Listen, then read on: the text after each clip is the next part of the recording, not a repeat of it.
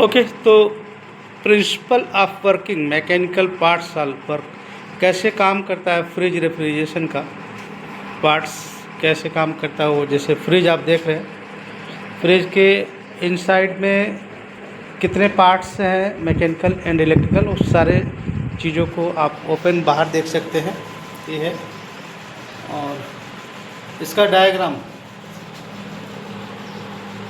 इसकी डायग्राम आप ध्यान से देख सकते हैं कि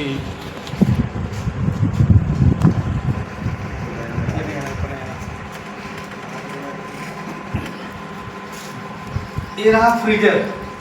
क्या रहा? फ्रीजर। ये है कंप्रेसर। क्या है?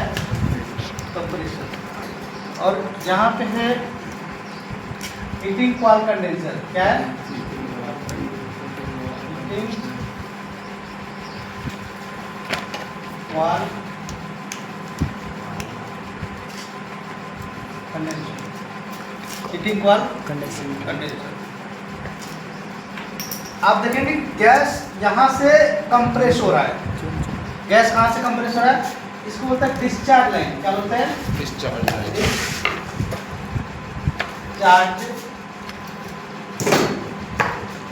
Discharge line. यहाँ से आप देखेंगे तो यहाँ से गैस कंप्रेस हो रहा है और यहाँ से होते हुए ऊपर ही जा रहा है। कहाँ जा रहा है? ऊपर। यहाँ से घूमते हुए, यहाँ से घूमते हुए रिसाइक्लिंग हो रहा है और ऐसे घूमते हुए हीटिंग कॉइल कंडेंसर से होते हुए ऐसे होते हुए यहाँ आ गया। कहाँ आ गया? यहाँ। और यहाँ आ गया ड्रायर फिल्टर। ड्रायर फिल्टर क्या है? Dryer dryer dryer filter. और यहाँ से आप देखेंगे कि यहाँ आए और यहाँ पे फिल्टर के अंदर होता है जाली, सिलिकॉन जाली। ये देख रहे हैं ना, ड्रायर फिल्टर। ठीक, आप बजाएंगे तो इसके अंदर साउंड आएगा। इसमें तो ड्रायर फिल्टर।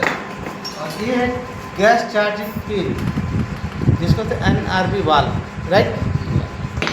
और यहाँ से हम देखते हैं गैस फिल्टरेज हो रहा है। क्या हो रहा है?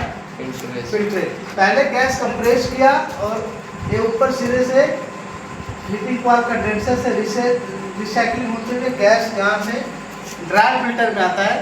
ड्रायर फिल्टर में गैस फिल्टरेज होता है और ये सीधे कहा जाता है वापस घूमकर कैपिलरी ट्यूब आता है। कहाँ आता है? Capillary tube. This is capillary tube. ये कैपिलरी ट्यूब है जो पतले छिद्र वाले होते हैं ना, कैपिलरी ट्यूब पतले छिद्र वाले, जिधर था ना भी दिखेगा। तो एक कैपिलरी ट्यूब बोलते हैं। क्या बोलते हैं? Capillary tube. और यहाँ से कैपिलरी ट्यूब से इन होता है। यहाँ पे आप देखेंगे गैस इन हुआ। क्या हुआ? इन। फ्रीजर में। कहाँ पर हुआ? फ्रीजर में। और फ्रीजर से होते हुए रिसाइक्लिंग हो रहा है इसमें, और रिसाइक्लिंग होते हुए यहाँ से फिर वापस बाहर निकल आ रहा है। कहाँ पे आ रहा है? आउट। आउट। और ये सीधा कहाँ जा रहा है? सक्शन लाइन में। कहाँ जा रहा है? यहाँ पे आप जब देखेंगे तो यहाँ पे आ गया वापस, और इसको बोलता है suction line. Suction suction line. Suction line का अर्थ होता है कि अपने तरफ पूरे गैस को खींच लिया। किसी गुब्बारा में हवा भरते जाएंगे तो गुब्बारा क्या हो जाएगा?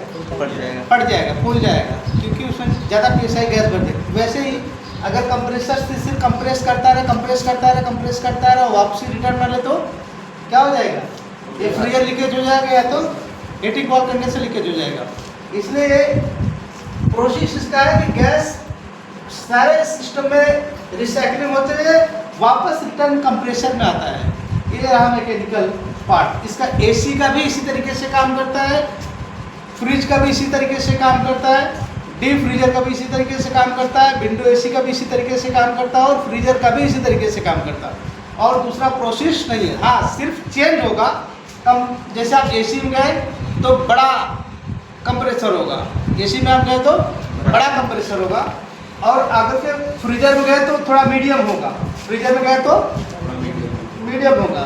और आप अगर के दूसरे छोटे फ्रिज में गए तो और छोटा कंप्रेसर होगा। सिस्टम का कंप्रेसर, फ्रीजर और हीटिंग कॉइल, कंडेंसर ये सब छोटे हो सकते हैं, बट प्रोसेस सेम ऐसा ही है। मैकेनिकल भाग सिर्फ ऐसे ही काम करता है और इलेक्ट्रिकल भाग में थोड़े से डिफरेंट हो सकते हैं। हो सकता है कि वो थर्मोस्टेट का साइज अदल बदल हो सकता है। जो अभी इसका जो कंप्रेसर है 0.5 एम्पियर लोड, कितना 0.5 एम्पियर लोड लेता है। बाकी दूसरे फ्रिज में आप जाएंगे बड़े एसी में, आप इधर फोकस करो एसी तरफ, आप एसी में जाएंगे तो एसी का आप देखेंगे नीचे जो है वो विंडो एसी है। नीचे क्या है? Window AC. उसके ऊपर जो है स्प्लिट एसी।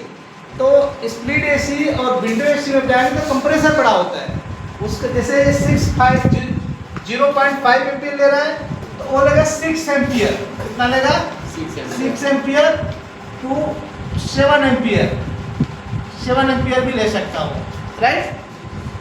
सिर्फ लोड क्षमता बढ़ सकता है क्योंकि वो बड़े चीज़ों के लिए इस्तेमाल होता है। बाकी सारे सिस्टम मैकेनिकल का, एसी हो, फ्रिज हो, डिफ्रीजर हो, वाटर कूलर हो, सारे प्रोसेस मैकेनिकल इसी तरीके से काम करता है। अगर कि आपको ए ड्राइंग के हिसाब से आपको एक समझ में आ गया तो सारे सिस्टम आपको समझ में आ गए। एसी का भी समझ में आएगा, विंडो एसी का भी समझ में आएगा, स्प्लिट एसी का भी समझ में आएगा और वाटर कूलर का भी समझ में आएगा और डीप फ्रीजर का भी समझ में आएगा, राइट। तो कुछ डाउट है इसमें? कुछ डाउट है तो पूछ सकते हैं फिर से दोबारा। ये रहा फ्रीजर, ये रहा हीटिंग कॉइल कंडेंसर, ये रहा कंप्रेसर और ये रहा ड्राई फिल्टर, ये रहा capillary template, right. Mechanical parts मोटी मोटा इसी तरीके से काम करता है।